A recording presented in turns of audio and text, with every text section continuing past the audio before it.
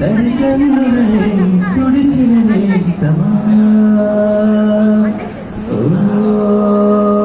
my friend ఒడి తొడుపులలో నిలిచిన స్నేహమా వాన వస్తే కాగితాలే పడవలయ్యే నిన్ను చూస్తే చిన్ననాటి చేతలన్నీ చిన్నగానే ఎన్ని పెంచాలో ఇలా పెంచుకుంటూ తల్లో మొదలచుడలో తెలిపే ముడి ఒంటరైన లోకమైన